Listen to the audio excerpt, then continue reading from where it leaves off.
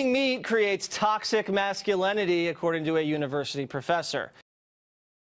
Eating meat is bad for you, it's bad for the country, and it reinforces gender stereotypes, apparently. Yeah. But it tastes so good. Joining me now, Dr. D'Alessio Parson. Okay, doctor. Why is eating meat bad, really? Well, we have to back up because you, I think at the beginning, just said eating meat creates toxic masculinity. Mm-hmm.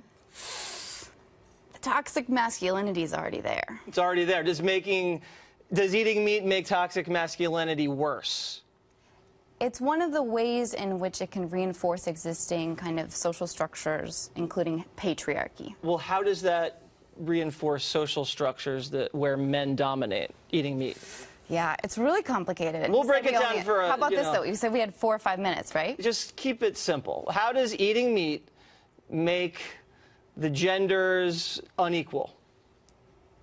Eating meat holds a lot of symbolism, and it really is too much to explain in 4 minutes. But it has to do with the fact that our individual level decisions, the things we decide to do as individuals, what we consume, what we put on our bodies, the things we buy and put in our households, are fundamentally political acts. Okay. Right? The personal is political. Okay. So I'm having a steak right now because I'm starving. I hear you. I wish I could have half of that, but this doesn't look vegan, and I'm trying to be vegan. You're a vegan? It's really hard because, I don't know if I told you, I'm from Wisconsin. Okay. And cheese was like one of my favorite things. See, that looks pretty good. It's a little rare, medium rare. Yeah. Is got this some nice dead animal, dead cow hanging on your fork. Is this bad that I'm eating meat? If you go hunting, that's a totally different story, right? The blood's on your hands. Right now, you're kind of just enjoying the benefit, and the blood's on someone else's hands, and that's not very fair. What if they want to hunt meat, or what if they want to raise cattle? Oh, totally, but the idea of killing and taking a life, that we should really deeply consider what that means for us as human beings. You know, people have said you should judge a society by how it treats their animals. And it'd be great if we had universal health care for our animals. Universal health care for animals, that could be expensive. We can afford it, look. Really? Because we're $20 trillion in debt. I got some money. I got this. Do you care more about people or animals?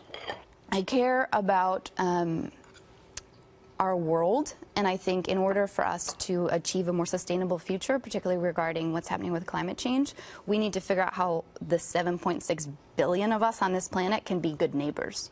And we're really bad at being good neighbors right now. Okay, so why should I be a good neighbor to a squirrel? Well, you don't have to worry about, if you don't want to worry too much about the squirrel right now, the squirrel's part of nature, right? If you keep killing nature, what's going to happen to us, right? If we as people keep killing nature. Me too, right? Like, I still eat cheese a lot. It's not like something that's going to be perfect. We're never going to be perfect at it. But what if you're just hungry and the animals are there for us to enjoy for dinner, for lunch, God said for breakfast? So. Did God tell you that? Well, I mean, why would they taste so good if we weren't supposed to eat them? Sugar tastes good. Yeah, I eat sugar too. Obesity, diabetes. Well, I mean, I have some sugar, but... I mean, you clearly have a lot... I don't just pour sugar down my throat. You clearly have some things around, like, who you are that protect you, and, like, especially a lot of, I think, financial resources to, like, do things like buy really expensive steaks. Okay. So that's also part of the problem, is that some people are really taking up more than their fair share of, so plate.